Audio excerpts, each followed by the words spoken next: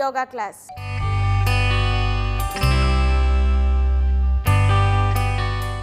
ఈరోజు మన యోగా క్లాస్లో మన కృష్ణ గారు ఏ ఆసనం నేర్పించబోతున్నారో ఇప్పుడు తెలుసుకుందాం.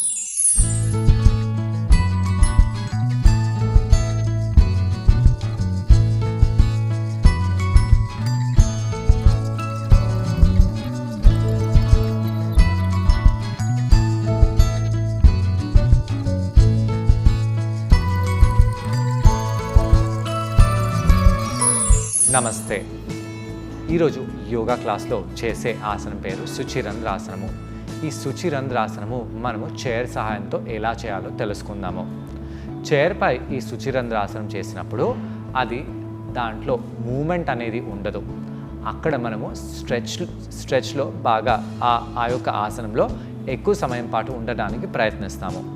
ఈరోజు చేసే వార్మప్ అంతా మనం చైర్పై చేసి దాని తర్వాత కొద్దిగా కింద కూర్చొని ఆసనం చేసి మళ్ళీ చైర్పై వచ్చేసి ఈరోజు చేసే ఆసనాన్ని చైర్పై ఎలా చేయాలో తెలుసుకుందాము. ముందుగా మనము చైర్ ముందు భాగం అగ్రభాగంలో కూర్చోవాలి. ఇలా ముందు అగ్రభాగంలో కూర్చొని కాళ్ళని సూటిగా చేసి పెట్టండి. ఇలా కాళ్ళని సూటిగా చేసి పెట్టి కాళ్ళ వేలని భూమికి ఇలా తాకేలాగా గట్టిగా మ్యాట్పై పెట్టండి. ఇలా కాళ్ళ వేలని మీరు మ్యాట్పై భూమిపై బాగా ప్రెస్ చేస్తూ పెట్టడం వలన ఆ కాళ్ళల్లో ఉండే రక్త ప్రసరణ అలానే కాళ్ళల్లో ఉండే నరాలు బాగా పనిచేస్తాయి. కాళ్ళ వేలని ప్యారలల్గా చేసి పెట్టండి. అలా చేసి పెట్టి వీపుని నిటారుగా చేసి కూర్చోవాలి. ఇలా కూడా కూర్చోవచ్చు. ఇలా కూర్చోలేని వాళ్ళు చేతులని వెనకాల పెట్టి చైర్ని పట్టుకోవచ్చు. కాళ్ళల్లో చాలా బాగా స్ట్రెచ్ వస్తుంది. ఈ స్ట్రెచ్ మనకు అంత ఎక్కువగా రాదు, అంటే అంత ఎక్కువగా మనకు ఇది దొరకదు. కాబట్టి ఎక్కువ సమయం పాటు ఈ స్ట్రెచ్లో ఉండాలి. చాలామంది వ్యక్తులు ఇప్పుడు మీకు ఏదైనా ఫ్రీగా వస్తే అది మనకు ఎక్కువ కావాలి, మళ్ళీ ఇంకోసారి వెళ్దాము, ప్రసాదానికి ఇంకోసారి వెళ్దాము, టేస్టీగా ఉంది అలా అనుకుంటుంటారు. కానీ వర్కౌట్కి వచ్చే వరకు ఈ స్ట్రెచ్ మనకు చాలా బాగా వస్తుంది. ఈ స్ట్రెచ్ మనకు ఇంకా ఎక్కువగా వస్తే బాగుంటుందేమో, ఈ సిచ్యుయేషన్లో ఇంకా ఎక్కువగా ఉందాము అని అనుకోము. ఎందుకలా? ఎందుకంటే ఈ స్ట్రెచ్ మనకు అంత ఈజీగా లేదన్నమాట. మనము ఈజీగా వచ్చి ఫ్రీగా వచ్చే వస్తువులని చాలా తొందరగా ఎక్కువగా తెచ్చుకోవాలని అనుకుంటుంటాము. కానీ కష్టపడి ఎప్పుడైతే మనము దేన్నైతే తెచ్చుకుంటామో అది మనకు చాలా మంచిది. అందుగురించి ఇలాంటి స్ట్రెచెస్లో మీరు ఎక్కువ సమయం పాటు ఉండండి. దాని తర్వాత కాళ్ళని ఇలా ఫోల్డ్ చేద్దాము. కాళ్ళ వేలని ఒకదాని తర్వాత ఇంకొకటి ఈ విధంగా తెచ్చిపెట్టుకోవాలి. కాళ్ళ వేలని ముందుకు చేస్తూ మన వైపు చేయడము. ఈ యొక్క మూమెంట్ కొద్దిగా ఇక్కడ ఇబ్బందిగా ఉంటుంది. ఎందుకంటే భూమికి ఆ హీల్ అనేది కొద్దిగా రాసుకున్నట్టుగా అనిపిస్తుంది. కానీ ఈ యొక్క మూమెంట్ని మనము బాగా చేయవచ్చు. లేదా కాల్ని ఇలా పైకి చేసి మీరు ఈ విధంగా ముందుకు చేయవచ్చు.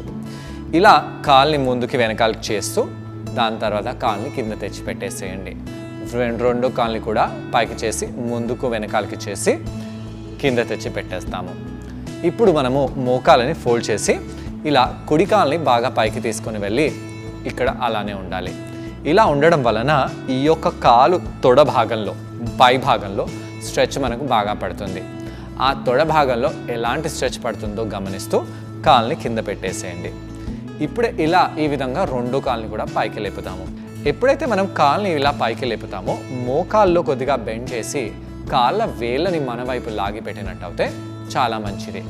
ఈ విధంగా ఎప్పుడైనా మనము లీన్ అంటే వెనకాలి పడుతూ లోవర్ బ్యాక్లో పెయిన్ తెచ్చుకొని ఈ ఆసనాన్ని చేయకూడదు.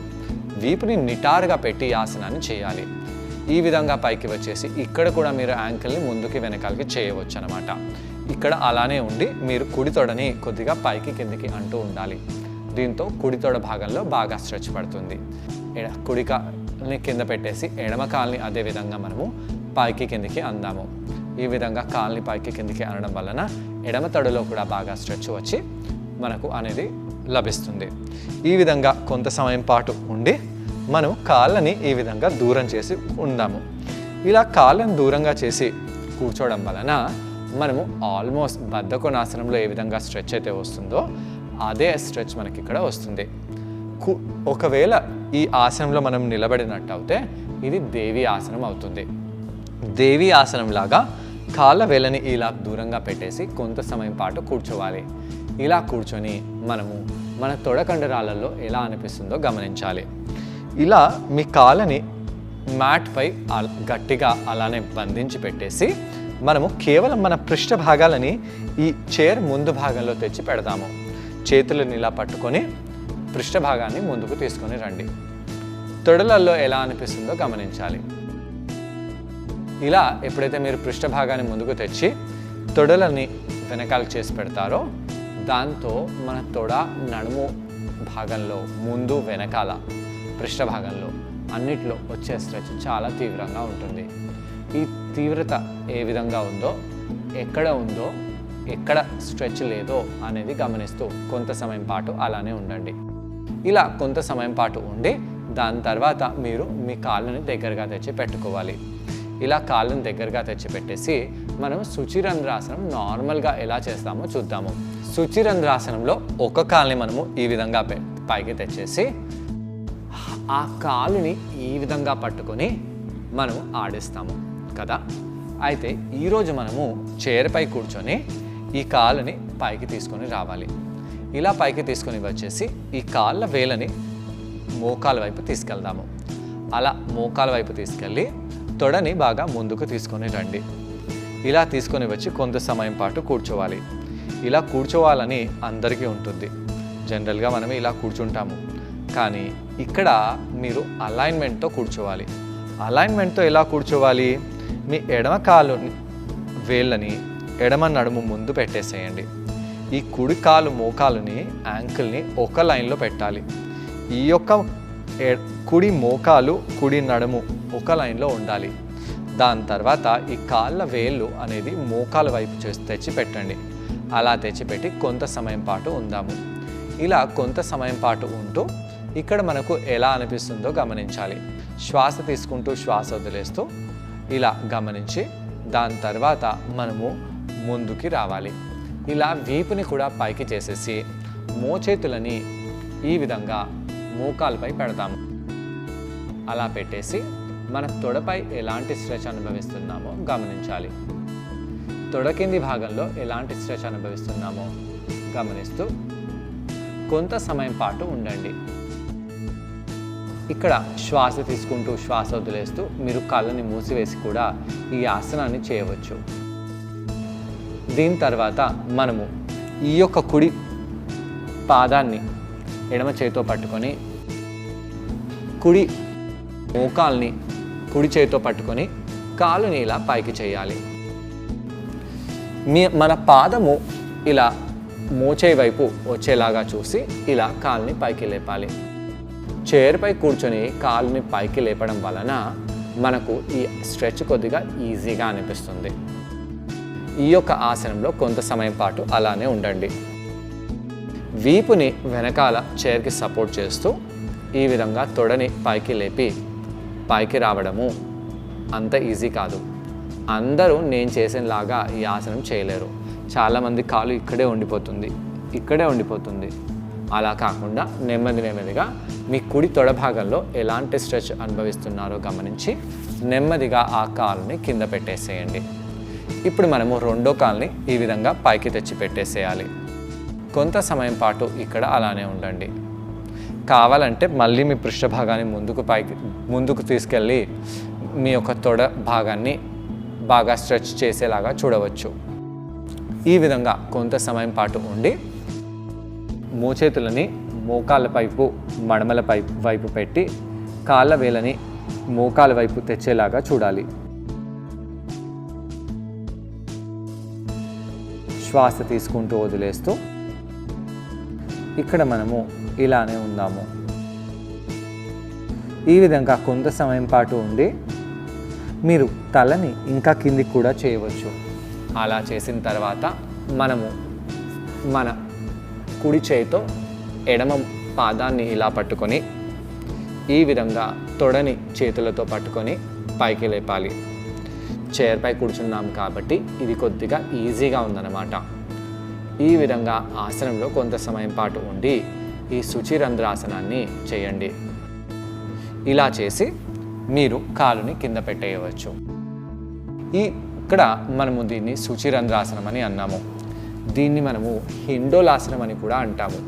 అయితే హిండోలాసనంలో కాలుని బాగా ఊపేసి, శుచిరంధ్రాసనంలో ఎప్పుడైతే మనం చైర్పై చేస్తామో ఈ హిండోలాసనము శుచిరంధ్రాసనము ఈ 2 ఆసనాలని మనము కలిపి ఈరోజు చేశాము.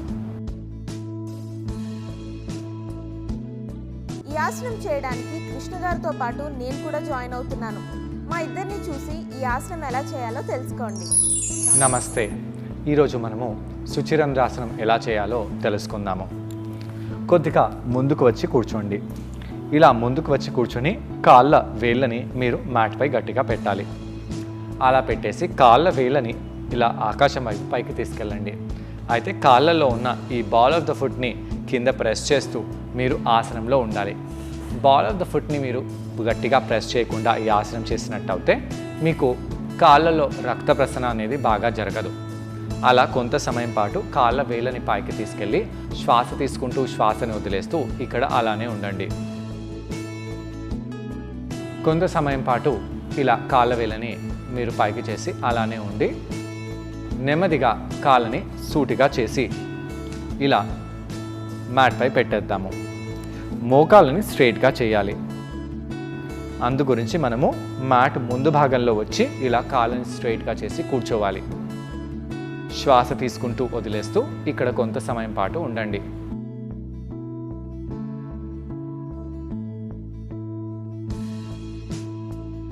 కొంత సమయం పాటు ఇలా ఉండి కాళ్ళ వెనకాల ఉన్న కండరాలలో ఎలా అనిపిస్తుందో అనేది గమనించండి.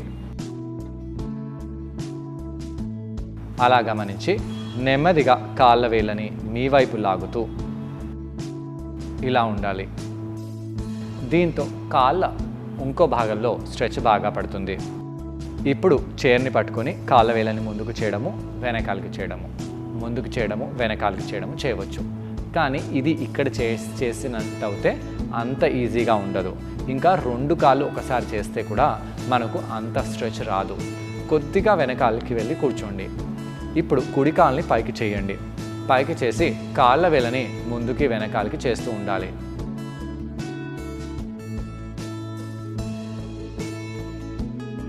కొంత సమయం పాటు అలా కాళ్ళని ఆడించి మీరు కాళ్ళని కింద పెట్టేసేయండి. 2వ కాళ్ళని కూడా అదే విధంగా పైకి చేయాలి. కాళ్ళ వేళ్ళని ముందుకి వెనకాలకి చేస్తూ ఉండండి. ఎలా అనిపిస్తుందో గమనిస్తూ ఉండాలి. చేసి మీరు కాళ్ళని కింద పెట్టేసేయండి. మళ్ళీ కుడి కాళ్ళని పైకి చేయండి. ఈసారి కొద్దిగా ముందుకు వచ్చి కూర్చోండి. అలా కూర్చొని కాళ్ళ వేళ్ళని మీ వైపు లాగుతూ మోకాల్ని కొద్దిగా బెండ్ చేసి ఇంకా కాలుని తొడని పైకి లేపాలి. పుట్ట కండరాలని లోపలికి బిగించి ఇక్కడ అలానే ఉండండి.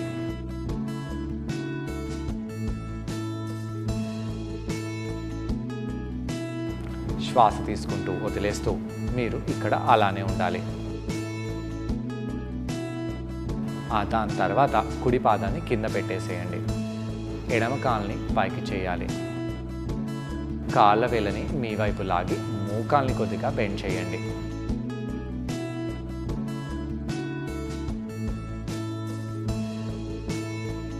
శ్వాస తీసుకుంటూ వదిలేస్తూ ఇక్కడ కూడా కొంత సమయం పాటు ఉండండి. నెమ్మదిగా మీ ఎడమ పాదాన్ని కింద పెట్టేసి మళ్ళీ కుడి పాదాన్ని పైకి చేయండి.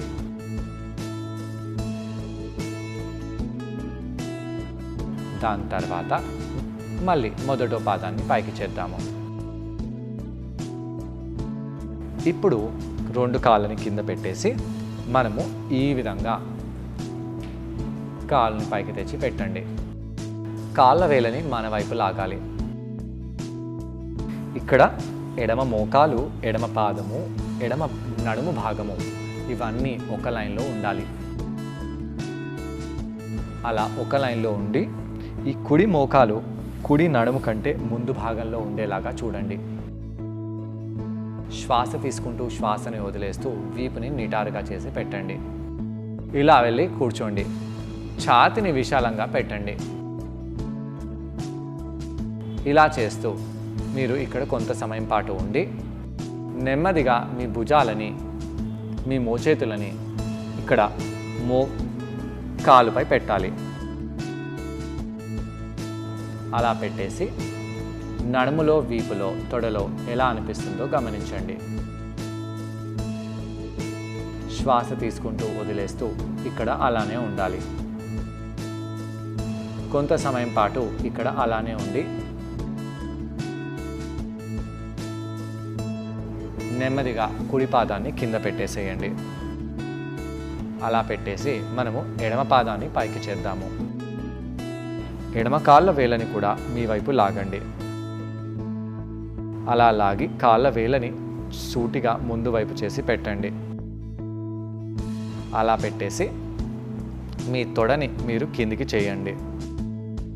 శ్వాస తీసుకుంటూ వదిలేస్తూ తొడలో ఎలా అనిపిస్తుందో గమనించాలి. నెమ్మదిగా వీపుని నిటారుగా చేయండి. అలా నిటారుగా చేసి మీ మోచేతులని ఇలా కాళ్ళపై పెట్టాలి. అలా పెట్టేసి కాళ్ళలో ఎలా అనిపిస్తుందో గమనిస్తూ ఉండాలి.